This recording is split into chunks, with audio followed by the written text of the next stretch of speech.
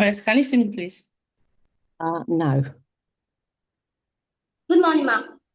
Hi, good morning.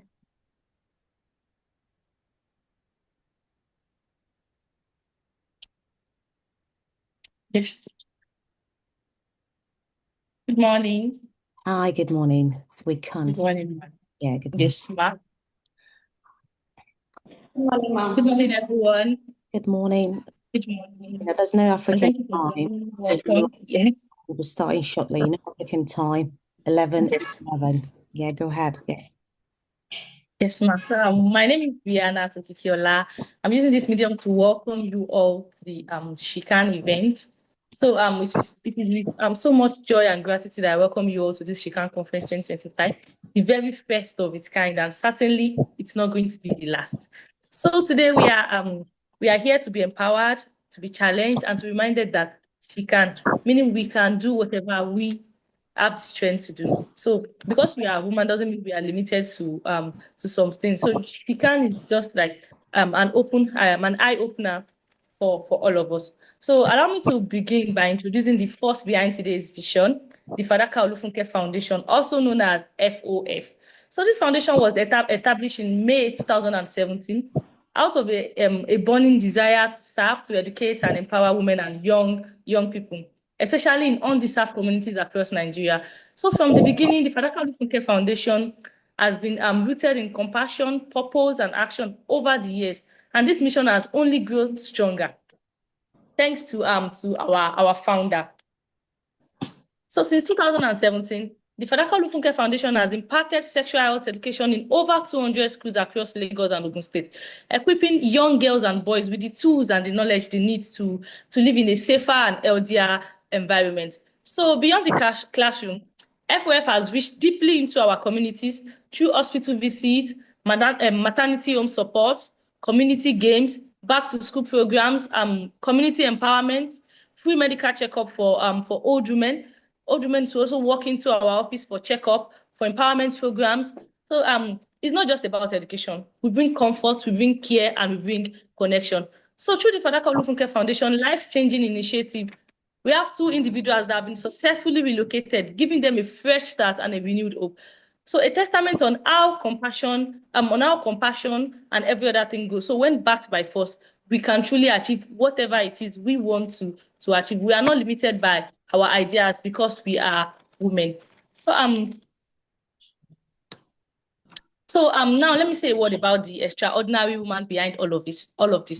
Dr. Fadaka Olufunke Adetu, a name many of us know before. It's not the first time we are hearing it, and a woman we all deeply admire. Dr. Fadaka is a lawyer, a mother, and a fearless advocate for women's rights.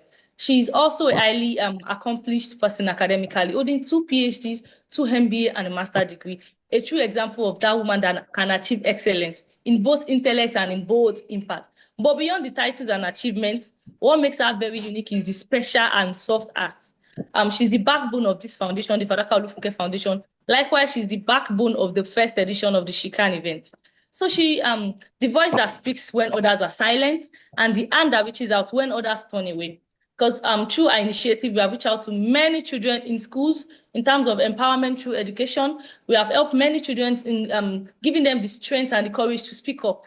We have many students that message us on a timely basis to give us reports on any assault, abuse, anything happen around them. They feel free to talk to us and to open up to us. So she's the backbone behind all this initiative. She created a space where every woman can walk. You can walk life, we can gather, we can learn, we can share, and we can rise today. So today, we begin. I want to say thank you to our founder and to the team, to everyone, every single one of us for being here. Thank you for honoring the invite. Thank you to every one of us once again. So welcome to the Shikan Conference. Welcome to the space of possibility and welcome to the world of the Fadaka Olufunke Foundation, where changes isn't just a dream, it is what we do. Thank you.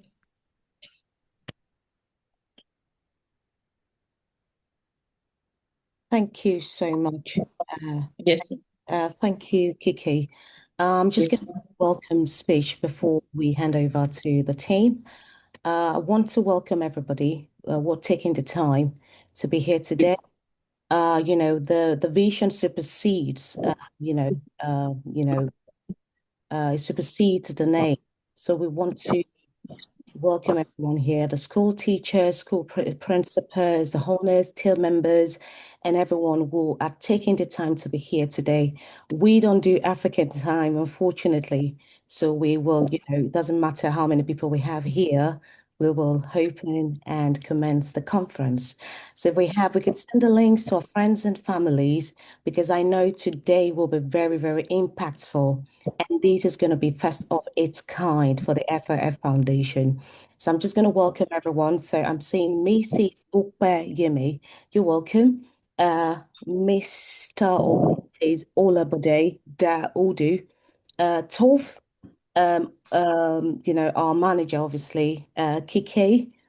We say yeah, G Payos, and Oluwadamilola, Aishat, and every other person coming. So we welcome you to this platform, and I declare the conference open. Thank you. Over to you, Damilola. Good morning, good afternoon, good evening, everyone.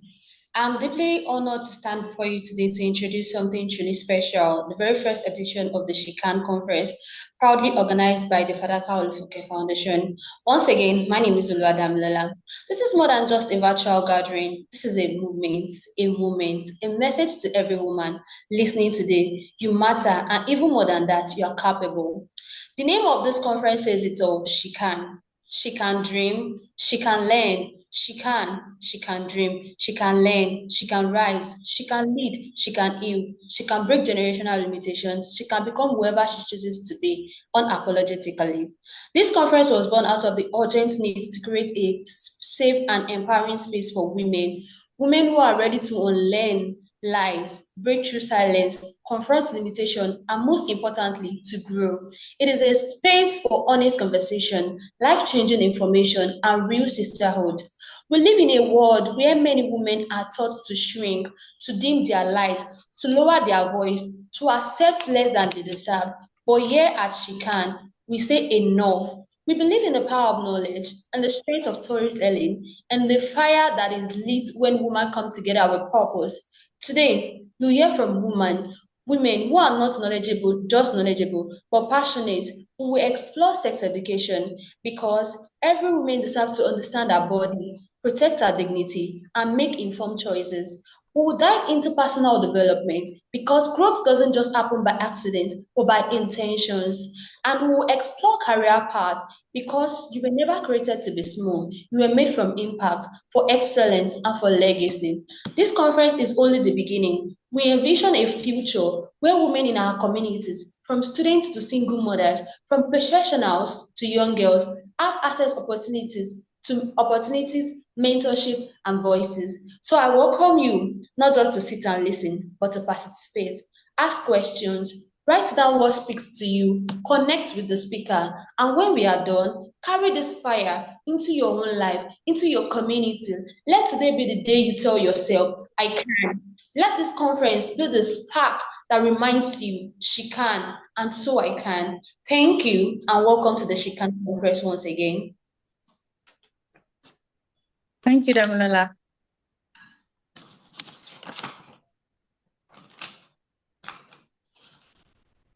So the next order of the events, can you all hear me, please? Yes. Yes, ma'am. Yes. So the next program we have on the list is the outreach showcase, the impact so far. So we're having both visual and verbal recap of the outreach efforts. So I'll be sharing my screen so I can show everyone. So it will be the visual presentation. Kindly wait, please, while I do that.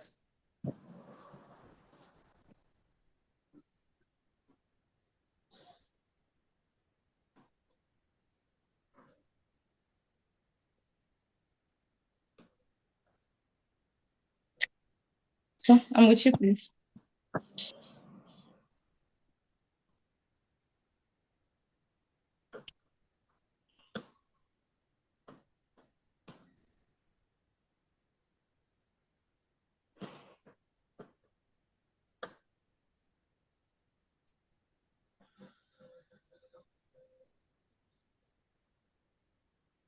Okay, we can't see your screen. So you have to click on the icon down below. Could you see it? Yeah.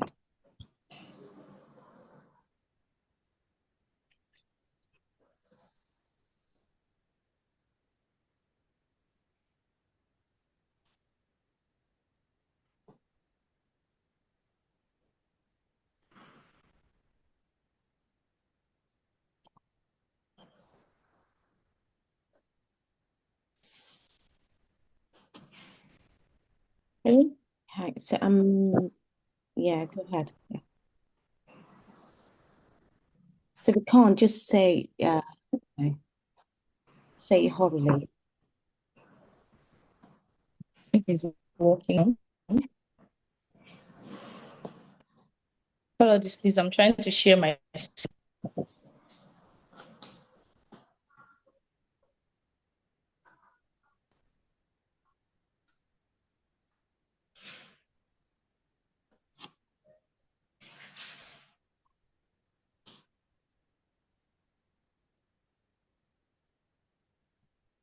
Can we all see my screen? No, only see your screen. You have to click on share. So once you share the screen, then you still have to click on an icon that says share. So there's a share button there, just like this one. You see my screen, yeah? Yes, ma'am. Okay. So then I'm going to unshare. There you go. All right, just go on with your topic and then you could come back to that. All right. Okay. Okay. So I think we'll move on to the next topic before we go back to that, please. So I'll be the one to talk on sex education. So I know it's something many people do avoid. It's a conversation we don't really want to talk about. So first, I've been asked to speak on that subject, and something that is often whispered about, something that is often ignored and misunderstood. But it is the one that troubles all of us, regardless of our age, our background, or our belief. And that subject is sex education. So let me begin with a truth. That's the common thing about sex education. If we fail to educate, we leave space for exploitation. That is, if we fail to educate our children, we leave space for exploitation. But when we stay silent, we leave room for confusion also. But if we speak up, if we give them the right counseling, the right light, they will never make that mistake. And where there is light, there is freedom. And we are here to speak that freedom. So first, why sex education is so important is because sex education isn't just about immorality and it's not about promoting reckless behavior. That's the general belief. It's about knowledge, it's about safety, it's about dignity, it's about health and power. So I'll talk on each point. But before I proceed, let me ask you, please, how many of us were taught properly about sex education, about our bodies and every other thing when we were younger? How many of us had questions as girls, but no one to ask? How many of us were told to just stay away from boys? You know, sometimes they'll be like, stay away from boys, but you don't know the reason why they're asking you to stay away from boys. You just be like, stay away from boys without ever being told why or how to make informed decisions. I'm sure many people were victim of this. There's nobody around you to talk to. They'll just tell you, don't go near boys. The moment a boy touch you, you get pregnant. That is not correct. Too many of us have had to learn the hard way through silence, through shame, through fear, and that circle must end now. And it's end with us. So what sex education is really about? Sex education goes far beyond sex. It's a very holistic knowledge about our bodies. That's understanding how our body functions, what is normal and what is not normal, and how to care for our body. So sex education also involves consent, knowing that you have the right to say yes, and you even have the greater right to say no. And sex education also is about boundaries, emotional boundary, physical boundary, and mental boundary, and that protects our peace and our purpose. So it also involves our health, also preventing disease, avoiding situations like unplanned pregnancy, and every other thing, like understanding the reproductive health, how your body works. It also involves identity and self-worth. You know, seeing our body as sacred, valuable items, not tools for approval or for shame. So I'll talk on the damage of silence, the damage that silence is doing to us. When we don't talk about sex education, young girls become vulnerable to abuse because they don't know what's happening to them. They don't know that what is happening to them or whatever is happening to them is wrong. Another effect of silence is that women remain in toxic relationship because they think suffering is a proof of love, which is very, very wrong. And the third one is that our mothers struggle to answer their daughter questions because they were never given answers themselves. So we've seen many young girls become pregnant as early as 13, 12, 14, 15. We've seen women who think they can own, who think they owe their bodies to everyone who has been kind to them. They'll be like, oh, this person was so nice to me. This person is this. So they feel like they owe their body to that person. We've seen girls who mistake attention for love, and it breaks my heart a lot. When in lab, because they did not get that attention from their parents, from home, any little attention they get from outsiders, they see it as love. And next, we talk about consent. That's teaching the power of no. Every woman must know this. Your body belongs to you, and that is on period. Full stop. Your body belongs to you. If you don't give informed consent, yes, it is abuse. You are not obligated to please anyone. You are not responsible for someone else's desire. Love does not require you to compromise your own dignity. So we must teach this to our daughters, our sisters, and even our sons. Because respect for women must start in the home, which is the foundation of everybody. So we see some young boys that they did not grow up with that idea. So by the time they get older, they don't understand what consent actually really is. So, but by teaching this to our children from home, because the knowledge starts from home, the home is the foundation of every knowledge. So when we teach our young boys this, they tend to respect women more. So the next one is sexual health and self-respect. It is not shameful to care for your health. It is not shameful to go for regular checkups. It is not shameful to ask questions. And it is shameful to know what infection looks like. Protect yourself. It's not about being loose.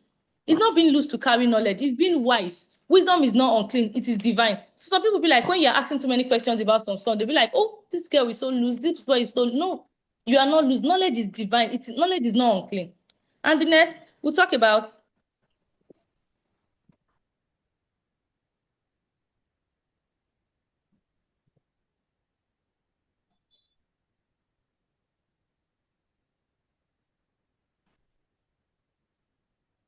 Can you hear me, please? Yeah. Okay.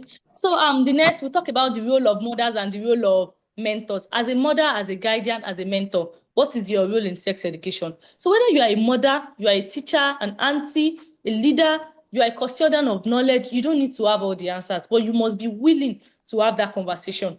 So normalize body talk in your homes, in your school, talk early and make sure whatever you're saying is age appropriate, but let's be honest. Make it safe for your daughters to ask questions. Don't give them that cold shoulder anytime they want to ask questions. Being that strict woman, the strict mother that your children cannot face. So if they don't ask you, they will ask the internet. And the internet doesn't always say the truth. There are some informations that we get from the internet that will mislead so many people.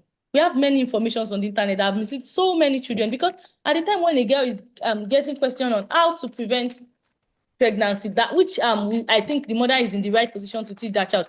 Going on internet, asking friends can easily mislead them. So as mothers, please, let's be open to talk to our children, to our girls. Let's sit them down, talk to them about sex education. Every powerful knowledge starts from home. The schools and foundation they are doing that also, but we urge you mothers to please because you play a very important role in that aspect. Please, let's and give time to our children so they can have this freedom with us. Let's not be too harsh on them. We're not saying we should not be harsh, but we can't be extra or too soft on them. But please, let's be always ready to give them that listening ear. So next, let's talk about the faith, culture, and shame. That's the elephant in the room, culture and faith. Culture and faith have sometimes made this topic a taboo. We were taught that even speaking of sex is immoral. Growing up, they used to say, if you talk about anything sex, oh, you are the bad girl. Oh, culturally, because of religion, because of this, they feel like it's not right. But hear me clearly, God is not afraid of our bodies. He created them. So what God desires is that we still work towards them with wisdom and with honor, not ignorance and fear. So culture should not be a cage. It is a mirror. Culture is a mirror and also a door to change. So please, the cultural beliefs, talking about sex to children is not immoral. It is a normal thing. It's like building them up for knowledge, because you don't want them to get all this information from social media. And the next I'll be talking about is that she can know, she can choose, and she can speak, which is about consent and boundaries. This is the She Can Conference. So let me declare, she can ask questions. As a girl, you can ask questions and not be afraid and be ashamed. Yes. She can say no and not be afraid. She can say yes and be ready and inform and be respected. So she can heal from her past pain and walk in new confidence. So she can teach her children what she does not know, what she was never taught. She can teach her children what she was never taught as a teenager, as a child. She can teach her children, because you feel like, oh, I can't talk to my mother about this growing up, doesn't mean that you can't talk to your children about it. Please, this is the beginning of a shift, and you are part of that shift. Please, let's be the change. Let us no longer be silent as parents, as teachers, as guardians. Let's not be silent, even to teachers, to young girls around us. Let us, even as we educate ourselves, so let us teach our girls with grace, with truth, and let us open our mouth and say boldly that I am not ashamed of knowledge. I am not afraid of truth. I am a woman and I deserve to be informed and protected. So welcome to the Shikan Conference once again. Welcome to a space of possibility, and welcome to the world of the Fadaka Olufunke Foundation, where change isn't just a dream. Change is what we do here, and transformative change is what we do here. So thank you. Thank you. That is amazing. Thank you so much. That is very powerful, very impactful as well. So I will be calling on our guest speaker. She's a very fantastic woman. Pioneer, as I was told, a woman driven by different visions and ambitions. So this is Upe Yemi Adebayo. So I'll be inviting her to talk on personal development. Over to you, madam. Good morning, everyone here. Good morning. Good morning. Good morning, ma. Yes, how are you doing all? You're wonderful, and it's great to have you. Fine, ma. Wow, it's nice to see you all. I thank you very much for the privilege given to me to be part of this conference. And you are doing great. Dr. Fadaka, you have been doing great. This is a great work. What I pray, may God continue to be with you, be with the organization in the name of Jesus. And the first, this is the first edition of Shikan. I pray God is going to take this to a greater level in the name of Jesus. You and your co-workers, I pray God will never leave you alone in Jesus' name. Amen. I pray this Nigeria, especially the teenagers, that we have great impacts, that we have all cause to glorify God through your work in the name of Jesus. You've been doing a great work. I really appreciate you. I love the passion you have, for these kids. I really appreciate you. And this topic is a great one. Yes, it's a great one. When I saw the topic, I was like, wow, this is amazing. Personal development. Yes, we're talking about, personal development. It's a wonderful topic. Yes, it is all about growing, learning, and improving yourself. So let's look at career and business. They are two interconnected, but distinct concepts, both of them. They look alike, but quite different. Yes. Now, a career refers to progression and development of an individual professional life. Yes, when you are small, when you are very young, like in our school, this time we are going to do something very soon. We're going to do something we call it career day. So here we made the children to understand what you want to become in the future. Some of them you will see, some of them like, I want to become a lawyer, I want to become a doctor, I want to become a nurse, different type of career. You see them, they dress in such way. So this is preparing them for the future. So it makes them to have the knowledge of what they are going to become in the future.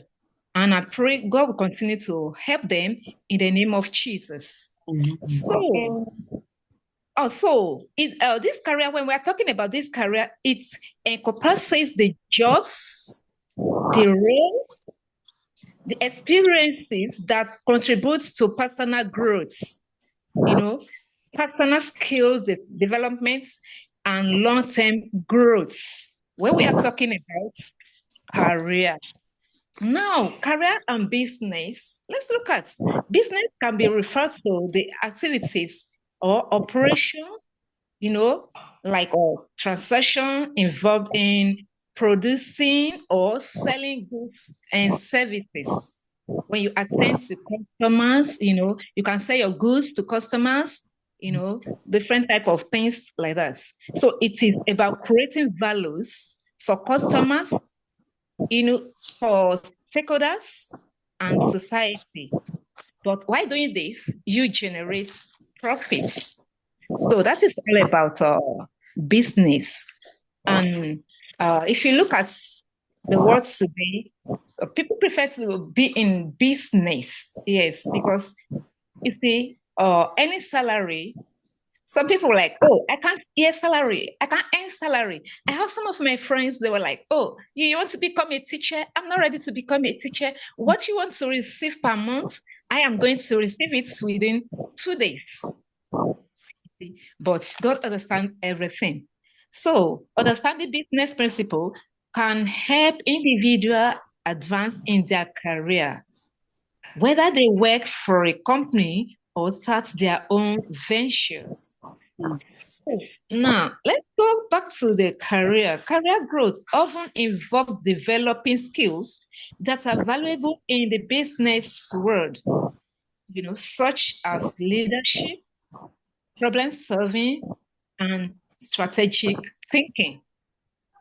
So, career growths are essential for professional success and personal fulfillment. So now your career, you have to be building it gradually. Right from your tender age, when you are young, you have to have the dream. You must have the dream. What do you want to become in future? What do you want to be? Then you start working on it. And then this career of a thing, you see, you have to seek advice from people. You have to seek advice. You must have somebody let me say mentor, yes. You must have a mentor. You'll be able to acquire knowledge from those mentors. If you're having any difficulties, if you are having, any problem, you will be able to run to them, let them know, oh, this is what I'm planning to do. What can you do? What can you say about this? How can you help me out? I'm finding this difficult. How can you help me? And surely before you know it, you are there. Now, let's look at the strategic that you can apply when we're talking about career. Career growth, like I said, are essential for professional success and personal fulfillment. So let's look at the keys to consider when we are talking about career. So the first one, you identify your key industry, like our technical, skill, like soft skill. I mean, maybe communication and leadership. So you have to consider that.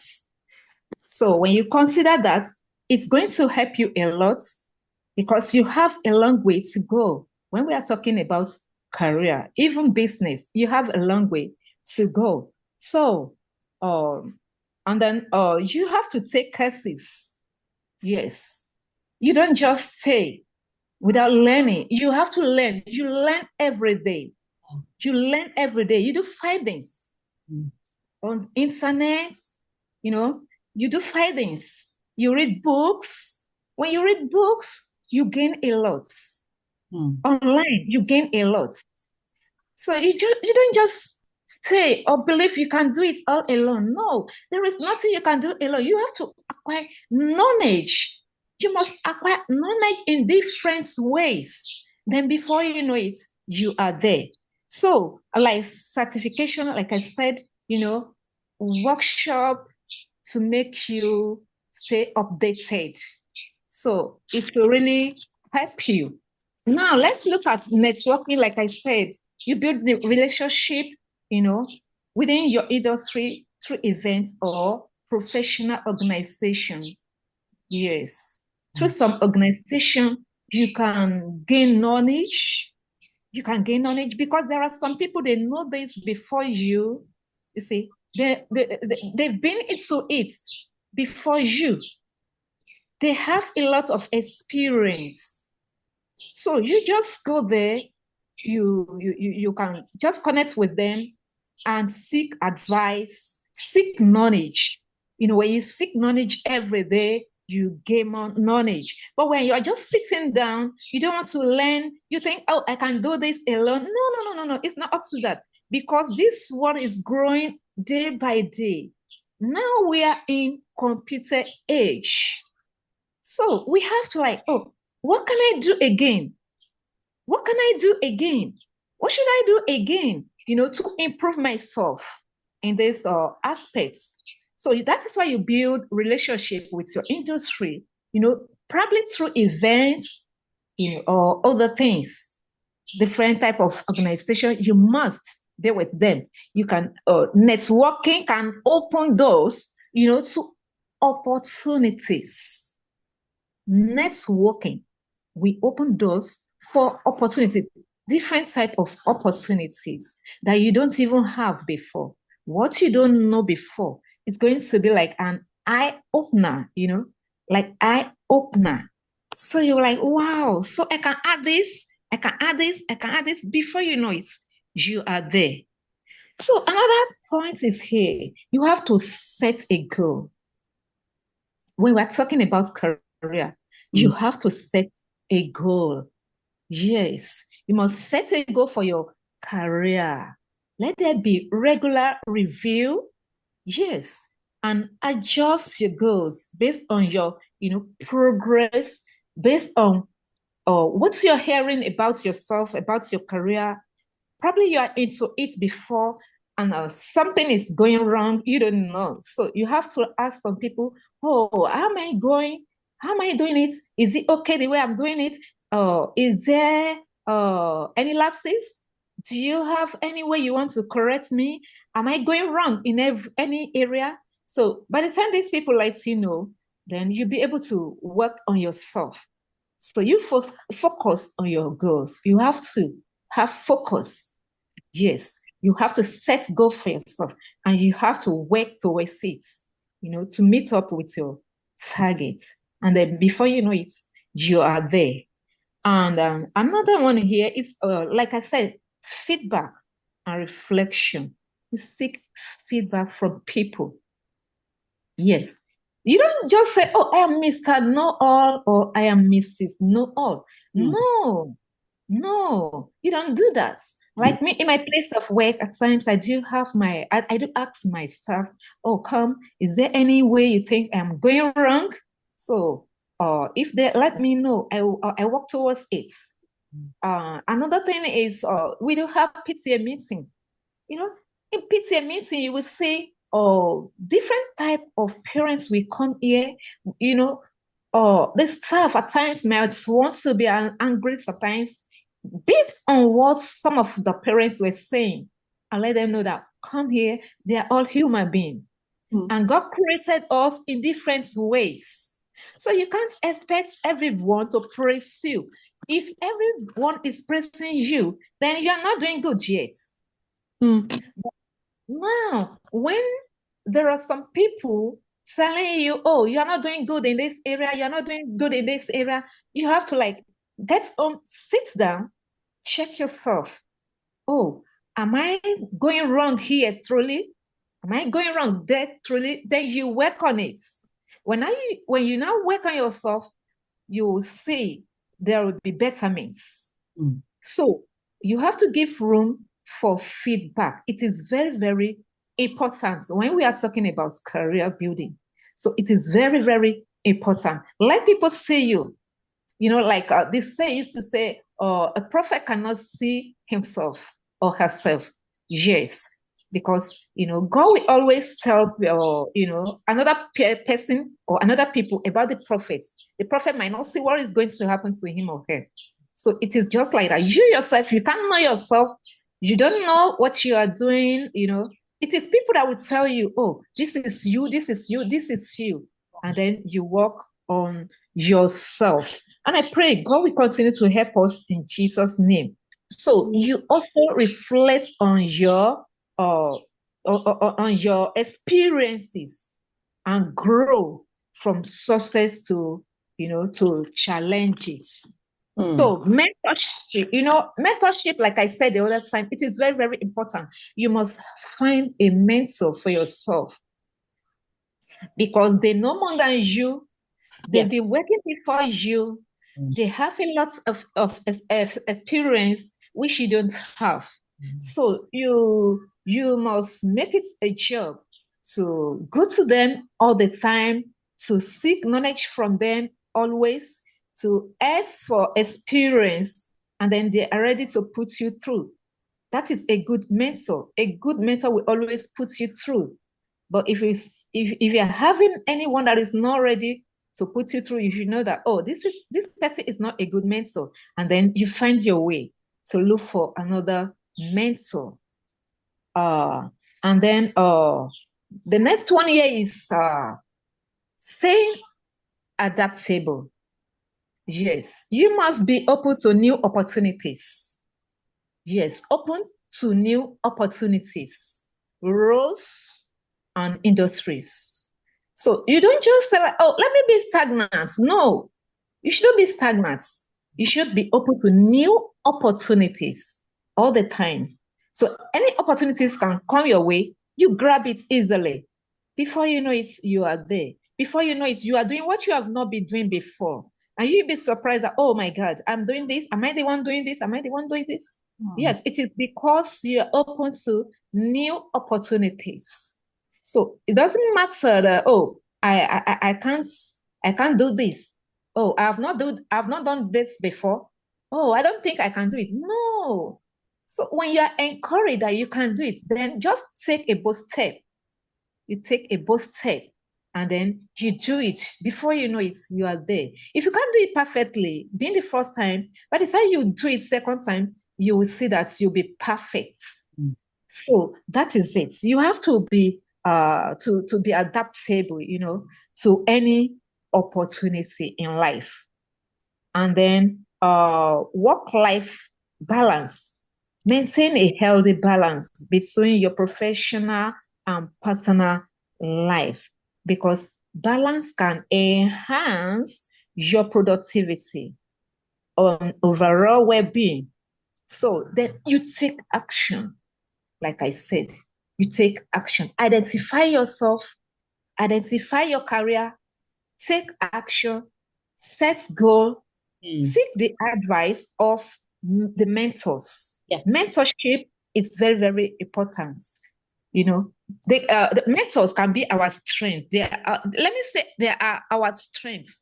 No, they can be. They are our strengths. They put you through. They put you through. And we, as a leader, we should be ready to help.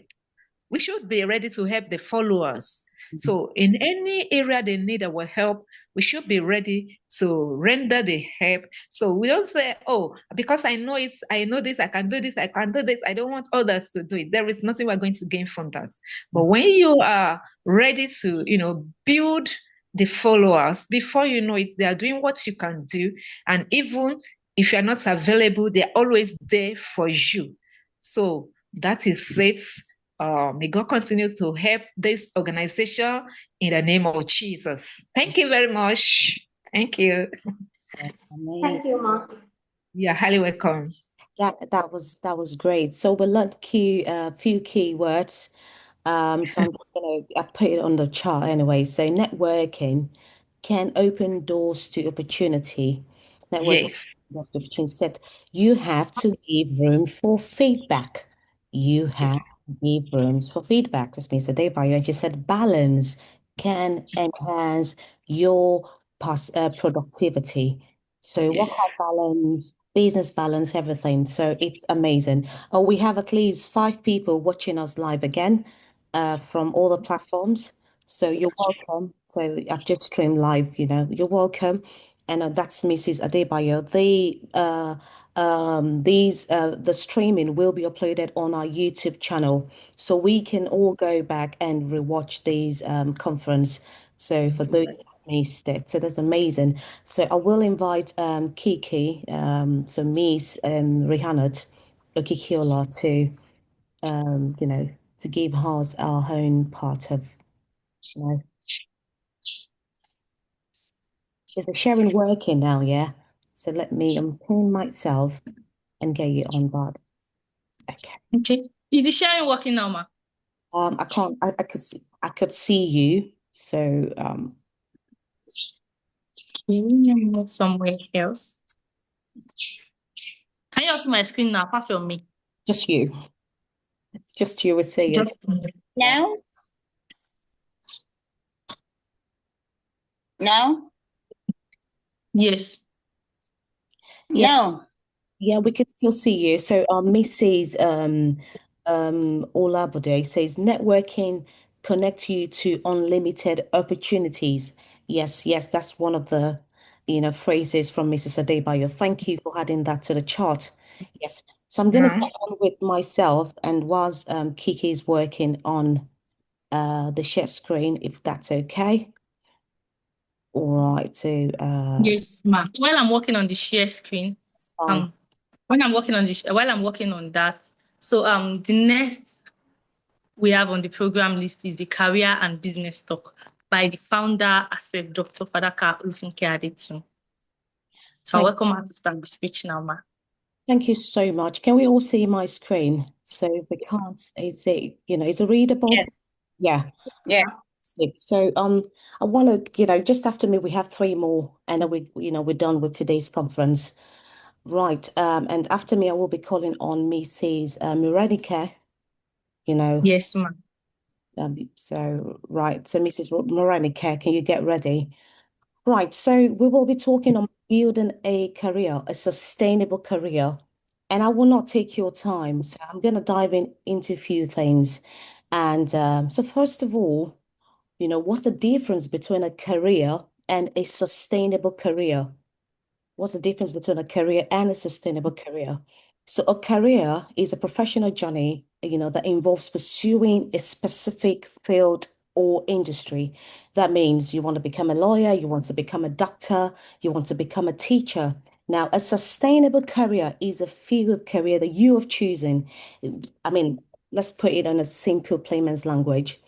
It's going to put food on your table. So that's sustainable. So a career is you choosing a field. A sustainable career is this career that you have chosen can it put food on your table, and will that food last longer?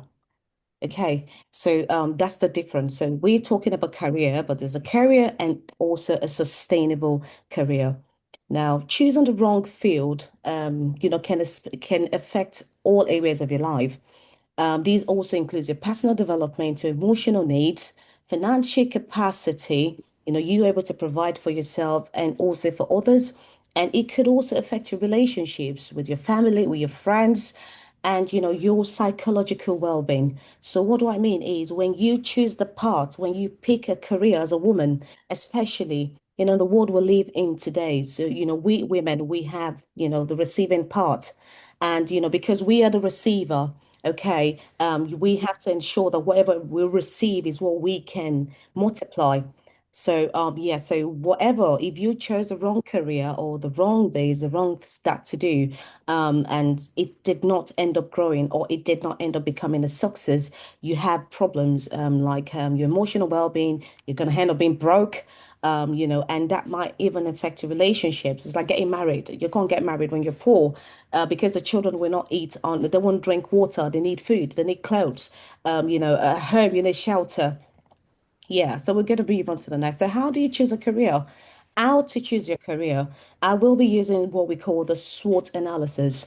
SWOT analysis. The S is for your strength, the W is your weakness, the O is your opportunity, and The T is for threats. So you might have heard about it, SWOT analysis. So strengths, the things that you can do easily. So when you further advance yourself, you can become an industry expert. Let's break it down. So if you can sew and you've had passion with creative heart, then go into fashion. Then from fashion, begin to study more about textiles and all that. If you love mentoring, you love coaching, then study into teaching. So the things, your strength, things that you do very, very easily, things you do easily. So we're still talking on how to choose the right career. Then what are your weaknesses? The W is the lack of passion or interest in a field, or you're following the crowd. So you want to do something that, maybe your parent wants you to do it. There's no passion. Nothing makes you want to research. Nothing makes you want to do better. These choices just because everybody's doing it. Okay, my friends are doctors. Let me become a doctor. And then you get on into the medical field and you realize how, hard being a medical doctor and engineer is. So you have to pick up an interest. Your interest is where your motivation lies. You can't, something that keeps you wanting to sleep and wake up, something that makes you want to read, something that makes you that when you think about your career, or you think about reading, you think about this, it spikes some very, very good emotions in you. Right. The third one is opportunity. Opportunity is, do you have, people? Do you have support from your family? Do you have support from your friends? Support from the mosques? Support from the church? Benefactors or scholarships? You need to know, these opportunities because why? Without opportunity, there's no growth. There's no one successful billionaire that become a billionaire all by themselves. There's no millionaire that become a millionaire all by themselves. Somebody created the opportunity. Somebody brought them in. Someone showed them how things are done. Somebody had paid way, just like what Mr. Debate said. You need mentors. You need somebody to rely on. So that's where your opportunity lies. So if you don't have mentorship, you don't have anyone to rely on, then you don't have opportunities. And the moment you lack opportunities in that field, you cannot go into the career. Then we look at threats, the country you live in, your background, what kind of limitations do you have? Could it be sicknesses, or do you have disease or disabilities? These are things that can hold you back as a woman. Our weaknesses, it's very important that you note the stance down. What do I mean? You're very asthmatic and then you want to become a nurse. How is that possible when you're trying to deliver a baby and for whatever reasons you get into a panic mode? What you expected to do, you're trying to find your inhaler. So what that has to do is that is a threat into that career. So you have to list out, as a woman, as a young lady, as a family woman, you have to write out your SWOT analysis. What are my strengths? What are things that I can do so easily? And how do I get into that career? What are the things? So what are my opportunities? Do I really have any support anywhere? Now, if you don't have support, then we know how to channel that. What are the threats that I have? What are the things I know I cannot do? No matter what, or what are the things that I am doing that I don't like? These are visible threats. Right, I'm also going to go into another theory, as you guys know. So, it's called the super lifespan life, theory by Donald Super. Right, and he gave us this theory as a way to guide, our choices, guide a decision, especially as a woman. You need something to guide you because why? When you make a bad decisions, a wrong turn as a woman, you might not have the opportunity again. That is the problem. That might be the definite for you. But for men, they might have time. Time can help them. But for women, it's almost not possible. So when you are choosing your career, you have to look at growth. Will these add to my growth? Can I explore? Exploration is about happiness, your emotions, your psychological well-being, how happy you are. Your establishment is, can this career can I become something with this career? I chose this path now. Will I be what I'm meant to be? Your definition of success, will that be it? Okay, then we have maintenance. That is the outer part. Your family, you're building a house, you're establishing business, you want to take care of your parent, all the things. So this career I'm about to go to, can I maintain sustainability? All right. And then, declining all these engagements. Will this career help me in my old age? Which is why we see, like in Nigeria, so many of our mothers are the one working in old age. Why? Because they haven't chosen a sustainable career. Right. Are we going to get on to the next one? If someone says, obviously you're probably going to hack to me, what if I have made the wrong choices? How do I change it? Because we can talk about the problems without solution. Okay, so where there is a problem, there is a solution. It's just important that we identify what the problems are, then we talk about a solution. So you have to change your circle. As women, you have to make sure that the contacts you have on your phone contact that in case there is a problem. When I reach out to those people, they will answer me. If my children are hungry and I reach out to this 1, 2, 3 for contacts, they will come for me.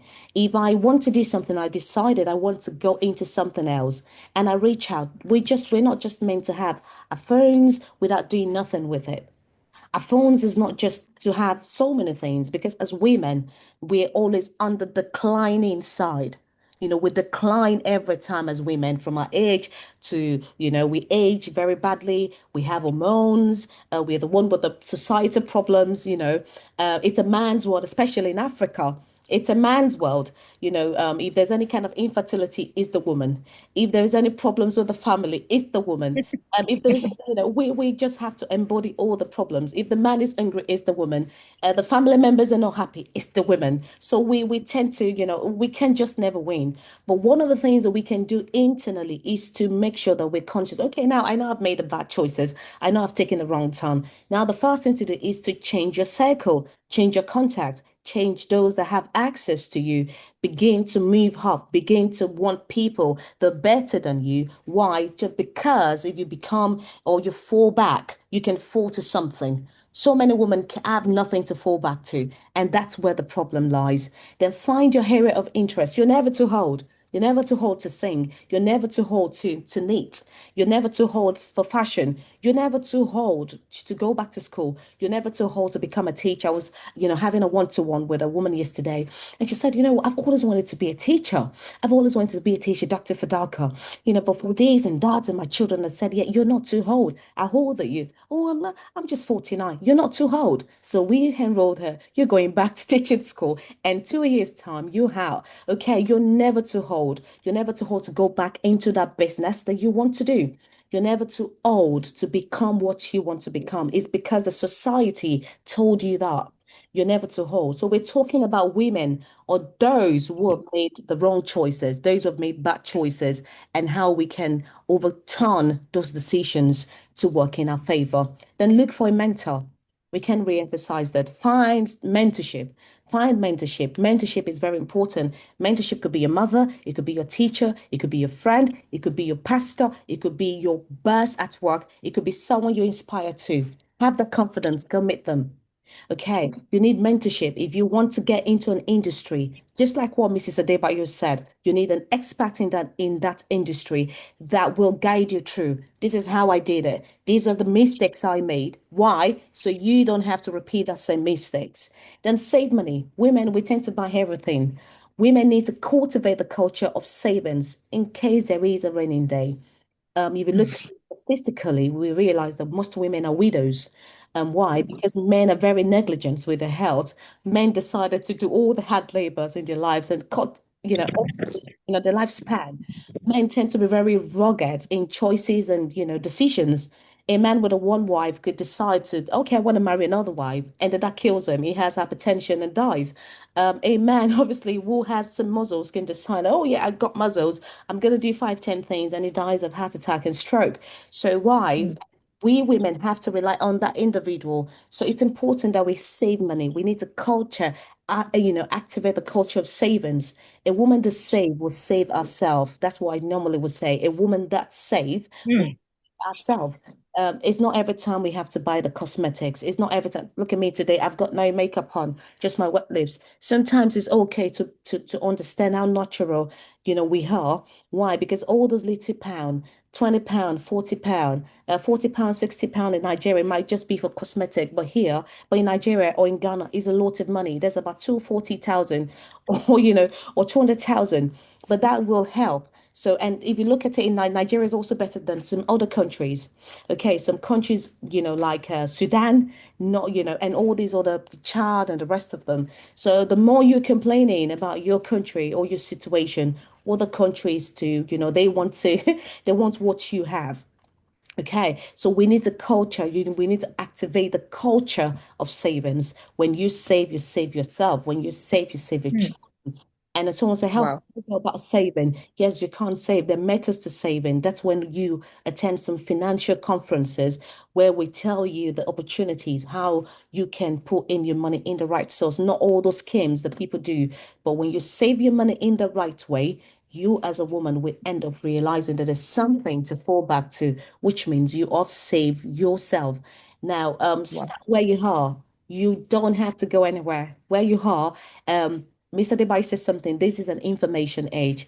Everybody's got phone. So in different countries, and everyone is live streaming, and then that's it. So start where you are. Just have the right circle. Start where you are. Change what you want to do. And whilst you're doing those things, you've made that choices. As you turn, start where you are. Right, and then we're going to go straight into business talk, and that will not take a. It's what that's just to think about. Just two more slides, and I'm done. So in business, there's something we call FCMG. What is business? Business is a way to, you're exchanging money. So mostly someone says, I don't like to be broke. Right. So people that do not like to be broke want to go into business. So, and that's what business is. So you would exchange money for something. That is business. And what does that mean? How do you go about it? In business, there's something we call FMCG. It's called fast moving consumer goods. Fast moving consumer goods. Fast moving consumer goods, which means anything that can get off the shelf quickly, which means that what everyone wanted, okay, this thing, if I sell it, if I choose to sell it, I could sell it quickly because why? It's on demand, e.g., food. Food is on demand. Everybody wants to eat food. Every children wants to eat snack.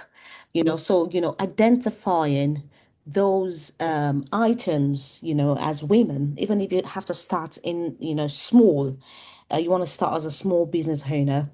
Right, so we have food, we have hair, we have medications and the rest. So, and another thing is, are you a business person? Some people at times are meant to study.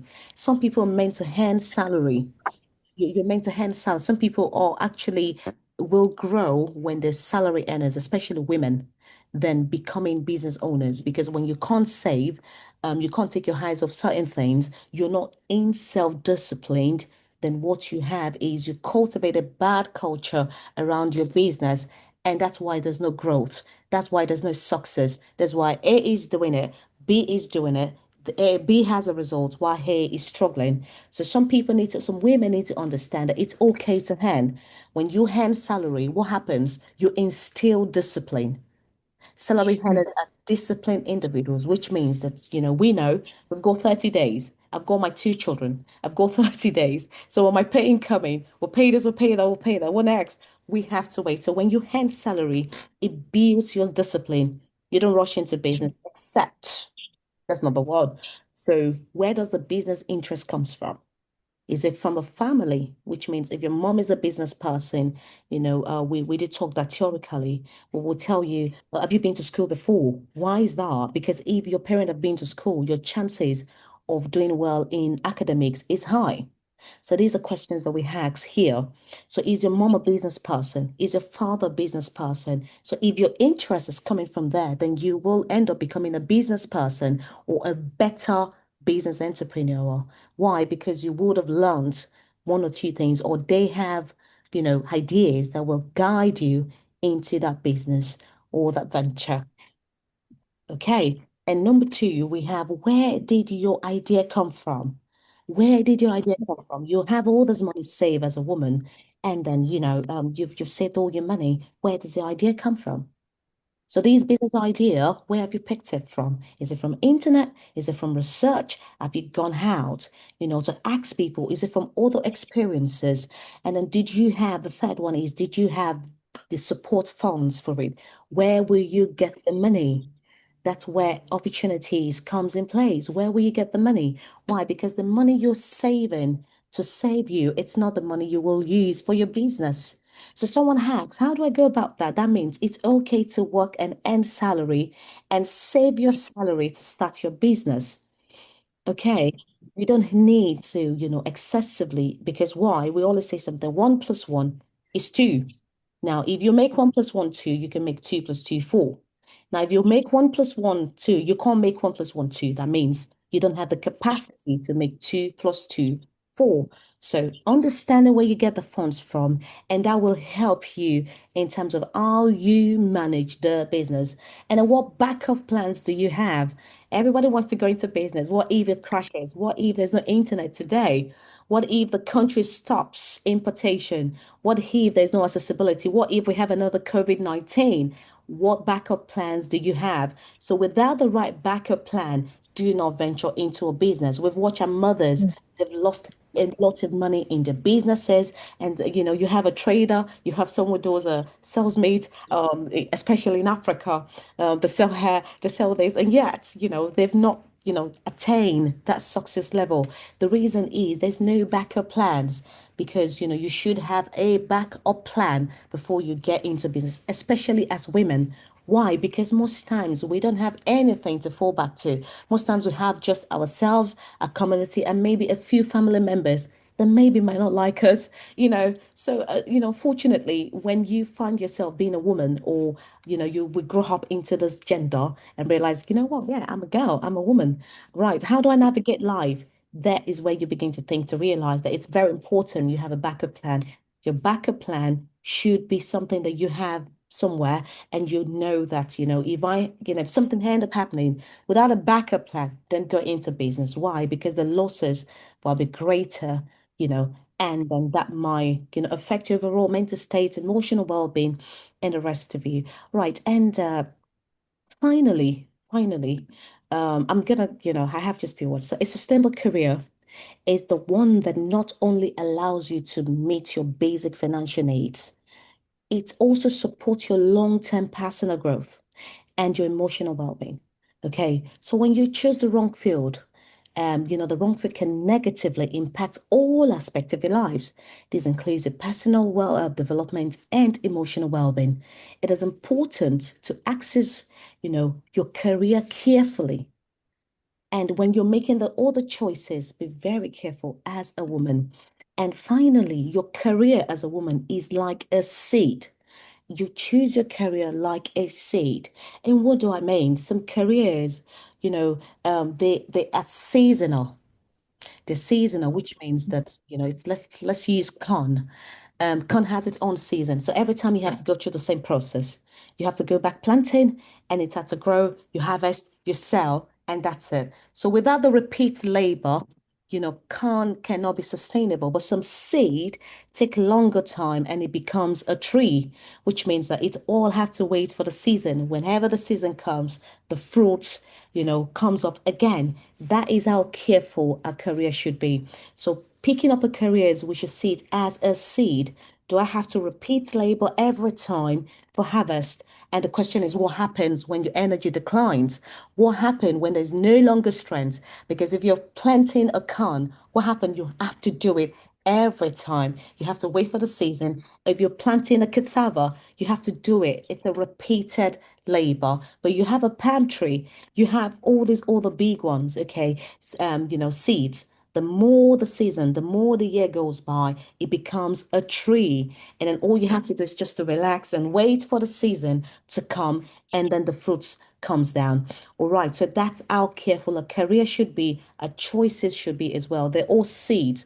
When you make choice of a partner, when you're making choices of how many children you want to have, and even if you have your children, when you're making choices for your children right now.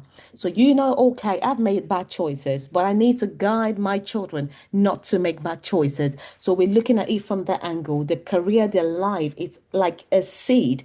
Is it gonna be a seed where they have to continuously put in labor before they can have harvest, or could it be a seed that it's a one-time thing, which means that once it's planted and the more it grows, it yields in to become a tree, and that tree become yields fruits every time. And then all you have to do is the bigger the trees, the longer the trees, the longer the years, the more harvest we have and the more relaxed we become in our lives. Thank you so much for having me. So I'm going to stop sharing my screen and invite the next speaker, Mrs. Moranica.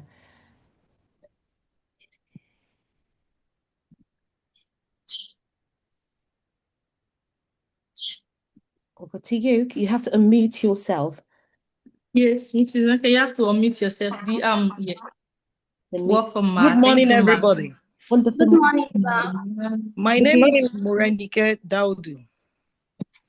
You're welcome. I run a foundation, Tabitha and Deborah. Amazing. Considering our environments, I discover we have a lot of children, less privileged, and their parents. Digging deep into this, I discover some of them, they've lost their fathers, some are orphaned. Some are orphaned, some have lost their fathers. And unfortunately, their mothers are not capable of sending them back to school. The mother cannot even put food on the table. Some of those children, they become a beggar. They walk around. They comes around asking, Mommy, can we get something to eat? Mommy, can you buy this for us? Can you buy that? So digging deep into the issues, I discovered that a lot of parents, a lot of mothers, they became a widow at their young age. I had the experience. My younger sister became a widow in her early 30s. I knew what she passed through and what she is still passing through at the moment. So I have passion in assisting people. I established the foundation on 1st April 2025. We call it Deborah, Tabitha and Deborah, where we care for the needies. We support widows. We empower them in our little ways. We give them foodstuff on a monthly basis. And we pray with them. Most of them, most of the time we empower them at least 20,000 per month. We can empower about 2 or 3 people in a month. And some of them, they've been coming longing to do a business, a pure water business, but she could not do it. Some said she has been selling a charcoal and she has to stop the business because there is no assistant. Some said she sells granules, but through our assistance, she has been able to go back to the business. So a lot of them, they are now happy. They are happy with the foundation. So with this kind of conference, it has really opened my eyes. It's an eye opener. I more rehearse and rehearse them more on how to work on it and giving to me. Thank you very much. Oh, that is amazing. Thank you so much. Thank you, Ma. Thank you, Ma. You're welcome. Thank you. So we will come to we'll talk about that shortly. But I think Kiki, I think you've shared your screen, yeah? Yes, Ma. Right. So let me find a way to. Right, do you want to get that? Just hold on, yeah. Okay. Yes. So I need to. Okay. So I think we could now. Yes, Ma. Can I proceed, Ma? Please go ahead. Yeah. Yes, ma. So I'm sorry for taking so long to share my screen. I don't know if it was my phone that was giving me some issues. So I'll be talking about I'll be showing I'm sure everyone can see my screen. So I'll be talking about and showing us at the same time some visual stuff like pictures and outreach that we've been to. Schools, our outreach, maternity outreach, the back to school programs, empowerment programs. So I'll be walking us through the slides. So as you can see, the first slide. So the Fadaka Olufunke Foundation, Raise Voice and Restoring. So as you can see, our flyer, we support women and girls on sex education, community empowerment, raising awareness on drug abuse, personal hygiene, abortion, prostitution, and teenage pregnancy and who we are. The Fadaka Care Foundation, who are we not just it's not just about lectures as we all know, we have other things. So who are we? So we are a foundation founded to serve and rooted in compassion. We are a non-profit organization committed to empowering women, girls, and vulnerable communities through outreach, education, health advocacy, and support services. From schools to streets, from markets to maternity clinics, and our mission is very, very clear to raise awareness, provide solution, and inspire hope. So we are driven by empathy and we are powered by action. We don't just do the talk. We talk and we do. So our vision is to build a world where every woman and girl has the power, the voice, and opportunity to live a life of dignity, purpose, and independence. And our mission also is to promote the health, education, and empowerment of women, girls, and vulnerable communities through awareness programs, outreach programs, and sustainable support systems. So at the Fadaka Olufunke Foundation, we educate, we protect, we empower, we inspire long-lasting change. So I'll be doing our outreach at a glance. So we've been to over 100 successful schools, more than 100. So we have over 100 successful outreach programs, not just schools, markets, communities, and health centers. So the next slide, you can see some of the schools that we've been to. I think the first one is this school. I can still remember this one is at Muwe Bafu. Yes, this is part of our community service where students come into the office. They come into the office for sexual health education, to get sanitary pad. They play games. You can see them all smiling after school hours. This is from Dambo Model School. This is from Great Light, and this is from Wura Bridge School. So this is from Zulad School. This is from Grace Pet. This is from God's Grace School. Yeah, this is from Mimiza. This is from Wura Bridge also. So this is from Starlight Schools. Yes, this is from Where Bridge, from God's Grace. Yes, this is from Victory School. Yes, ma'am, can see other schools. Yes, we have been to more than 200 schools across Lagos and Ogun State.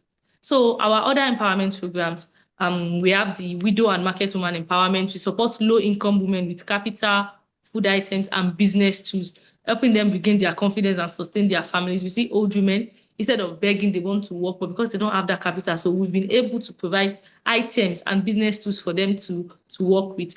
We do education support for girls. We step in where school fees, uniforms, or school supplies become a barrier because every girl deserves a chance to do that. So, but for this, we don't do it only for girls. We do it for boys also. Situations where their parents are unable to pay their school fees, so they come to us, understand the situation, because we don't want them to drop out.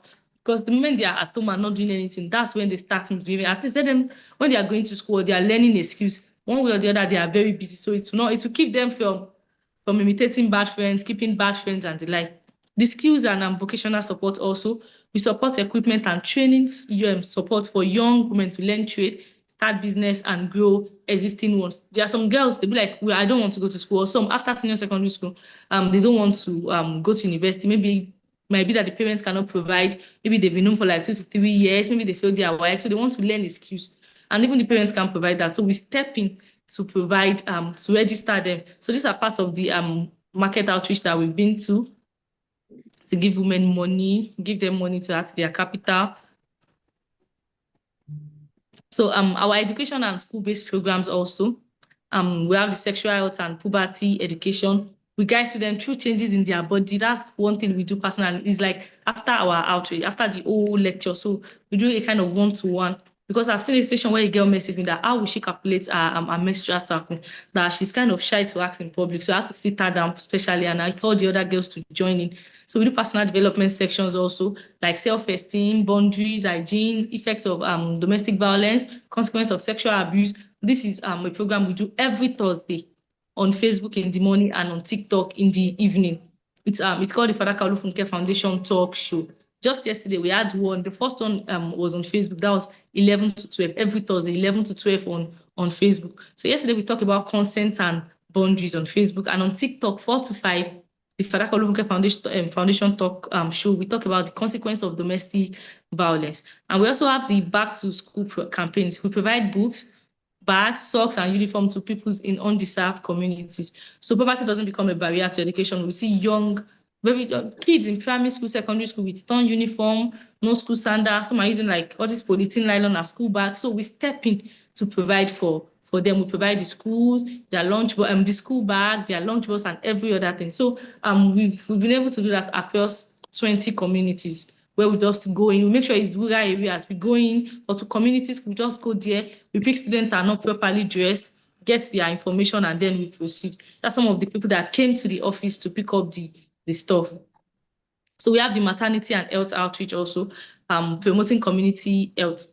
We visited lots of maternity to give them items like the sanitary pad, cotton wool, spirits, this umbilical cord, and other stuff they might need in the hospital. So we got cleaning items actually for the maternity. That's for them, and other stuff distributed to the pregnant woman that attend. So they can reach out to us, but maybe they have situation of somebody that is unable to pay their bills, they did not discharge them, stuff like that. So the community health screening, we go to communities with machines and with qualified doctors to do checkup for mothers, for elderly people. Sometimes teenagers even join. Yes, on different tests, HIV/AIDS tests, full body checkup, and then even eye tests. So once they do it, you have any issue, then we'll give you the card for you to go to the hospital. Or so we'll be the one that is putting all the bills to provide for them. So this is a glance of we going to the market, and this is someone coming to the office for checkup. So she got to know about I think her daughter got to know about the checkup from Facebook. So she called and got a direction to our office. Yes, he actually came to the office. This the person on the left-hand side came to the office for health support for her daughter. And this is the market also. Yes, this is one of the maternity outreach. These are the pregnant women, the owner of the maternity item, the team, and everything we presented. It's our pregnant woman that collected from the items too. So we have also the elderly outreach and the community games. We believe that no one should be forgotten, especially not our elders. In many communities, the elderly are associated, they are neglected, lacking support. People don't really have time for them. But we change that through love, laughter, and shared humanity. If you go on our YouTube page, we have a video of games with all these old women and men. It's quite funny. You ask them questions and they are laughing at everything. So it's just a way to just make them happy, to cheer them up that, yes, you are not forgotten, sir, you are not forgotten, ma. So we host game and interactive activities that bring joy and connection to elderly men and women. So we provide gifts at the end of the game. We provide gifts like money, food items, clothing, and essential support to meet their needs. So through that program, at times you see women that need medical support, for maybe money for drugs, they want to get to the hospital, they don't have transportation. Some even have like appointments with doctors that they've been missing their appointments for over a month because they don't have money to get to the hospital. So we support in situations like that. So because caring for our elders is caring for our history, our culture, and our future. So these are part of the items we take into the market. Yes, this is one of the pictures from the elderly game show in the market. Yes, ma'am. So our goals and why we need support. So we've reached over 10,000 women, girls, and families annually through health education and programs. So we expand our school outreach to cover more rural and undeserved communities. Sometimes we've been going to schools in deep communities, like rural communities that people would not even think that they have schools there. And there was a time we picked on Atom. So we went to over 80 schools. And that all the areas are very, very local, but we've been able to penetrate into rural and the communities that everybody has seen that they are undeserved, even despite the bad roads and everything. Yes, our mission is clear to support women and girls. So we will not consider the bad road or the cost it will take us in getting there, as long as we are doing what we are meant to do. So I'll stop sharing my screen now. So thank you everyone for listening. So proceed to the next program. That is amazing. Thank you so much. Thank you so much. That's our manager, yeah, I'm trying to pin you. I think you've got off the screen. Yeah. Thank you so Yes. much. So, Yes, ma'am. I think the next on our agenda is, do we have any questions and answer? Do you have any questions and answer so we can, round it up and give the overview of today's meeting? Is there any questions from anyone? Or anyone want to add something? Do you have questions, answer, anything you want from the foundation or no? Right. So we're going to, that's wonderful. So thank you everyone for joining. With the Tabita Foundation, I think that's Mrs. Murenika. I want to get the name correctly. Right. So we will partner with you. But Okay. we deal more with empowerment. So it's more like either teaching how to fish, Okay. let me ping you with myself so I can see your face. Right. When it comes to women, is either you teach women how to fish or you give them Okay. fish. And then when we teach women how to fish, what happen is, they become very independent. So they don't Yes, ma'am. come into dependent on you because, every time you give people fish, what happens? They tend to come back. And so Yes, that's true. it comes in. So as long as they're not disabled, they're not disabled, they've not suffered from any internal illnesses that obviously stop them from working. And what we tend to do is we can work collectively with you, with your foundation to train them and to put them in sustainable jobs. And what we do when we set women up, we tend to monitor the progress. So we have this idea of the money is not yours, it's ours. But what we tend to do is to make sure that that business grows. So the manager comes up and like, yeah, we're empowering you, but this money, it's not you. We're only setting up your business to have something. At the end of the day, they own the money. So we want to make sure that that business can end up becoming something very sustainable. Okay, so because if you have to hand over fish, you'll have to do that for a very long time, and that could come up with a lot of financial burdens. We don't seek financial burdens, so everything I'm doing comes from my pocket. So we don't put people's face outside, and we have so many charities that we've done. We don't glorify people and put them on social medias. And with our team, what we see us post on social medias are like schools and sexual health. We don't put people on social media to make mockery or to use them as a bait to make money. So we don't do that. But what we tend to do is internally, we can protect their dignity, empowering them, training them. And we also have very fantastic facility. So we can send them in for short courses with the foundation and fund them. And then once we know they're capable and they've graduated, and this is going to be free, it's all going to be funded from the foundation. So then we Okay. cannot individually set them up. But every woman, if you agree with me, should have a skill. So we will Yes, support ma'am. because we're going to have our own physical conference, and that will be in October. So we have physical conference where we will obviously invite everyone, here to come in, where we can, marry, celebrate, and also, scap hours happen throughout the year, right? But we will support your foundation, so you can reach out to our manager. If you have like table-headed paper, like a letter-headed paper, right? So come to our office. So she will give the address or type in. Can one of Dami Lula, do you want to type in the office? Or Kiki, can you type in the office address? So and your passenger number. So Veronica will contact you Okay, ma'am. to work with a foundation. It's all about building you, building your foundation and what you want to do. And we're happy about that. We love the fact that you're changing lives, and that's all we're all about.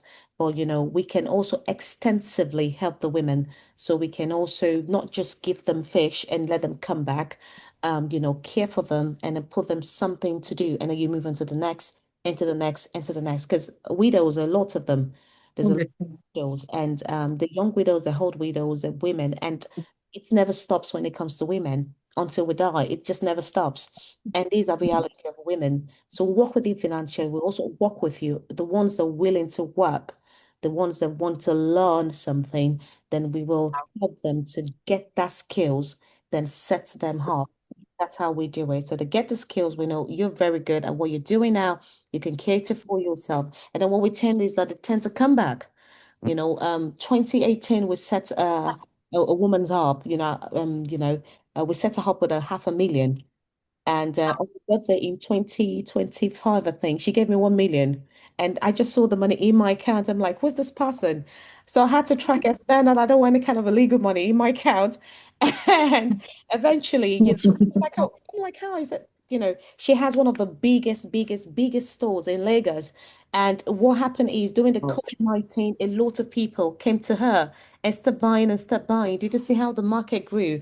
And that is what we mean. But what she did was she attended, a training with me. Why that training is very important, so we can know where their strength is, and also we also have job opportunities for the younger ones as well. So we have job opportunities from the foundation. We also have the Melba Foundation for men. They're looking for jobs. And we also have all the job opportunities. So anyone that wants that needs a job, a reliable job, and we pay well as well, we can always reach out to them. And it's not a ash condition. So, we have opportunities. They could sign up and reach out to the management, and we can get to know what they can do. Is either, well, we said it earlier, not all women can do business, because what's the motivating factor? That's the problem. So not all women can do business, but some women can work to save. So if they're living in the right area, the right jurisdiction, and obviously they want to do something, and there's some little money is coming in, and from their side business where they can also grow. The growth is what a lot of women is lacking. We cannot instantly become successful. It's not going to work that way.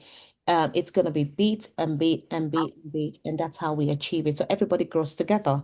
So 2020 or 2019 to 2025, it tends to be a long time. Do you understand? But what's happened is the person had taken the money and used, so they understand the financial, because we did a financial training with them. And, through that, the woman was able to know the money to save, the money to keep, the money to spend, and how to run a business. And that's what's gotten her. And now her husband now works with her. These are the kind of stories that we want to hear, so something that leads to productivity, that leads to obvious success, and growth. So we're more than happy to work with you. And if you have anyone that seeks opportunities, they're looking for jobs, they're unemployed, they could get paid. And we'll have a meeting next month. So we're going to have a different theory next month, and we're trying to get in people. We will have a scholarship. So we will be doing a October conference. That will be the in-person conference. We will have that's going to be just in a couple of months, I believe. So we will be empowering 10 women and 10 women, and that will must be from the group. So this is why we having the conferences. So we'll be empowering, even if you're working, we'll still empower them, so we empower them. So I have I'm very wonderful to have very good people around me. They're willing to help. Some 1 million, some 500,000, some these. So we'll be calling the names and giving backgrounds, and I will be handing over the money to those women that we have selected. And these are people that have participated in our conferences, people that participated that we know face to face. Okay. And I believe that from Mrs. Morenica, your foundation can also be one of the beneficiaries. And that would be amazing as well to see your foundation grow and we all grow together, just like what Mrs. Adebayo has said. So, helping other people to grow, not just one person. So we pull others up so we can all grow together to get to the top. That's an amazing statement from her. So yeah, thank you very, very much. We are so grateful. Thank you everyone for coming. And Thank you. well, Mrs. Adebayo, can you please help us close the conference, if you don't mind? Oh, good afternoon, everyone. We bless God for this great meeting. And we bless God for the great opportunity given to every one of us. So we declare this meeting close. The name of Jesus Christ. In Jesus' name, I have prayed. Thank you very much. Thank you. Hope to see you. So thank you Hope so to see you again. Bye-bye. Enjoy your day. much. Bye. Thank you. Thank you very much. Bye. Bye. Yes. Bye.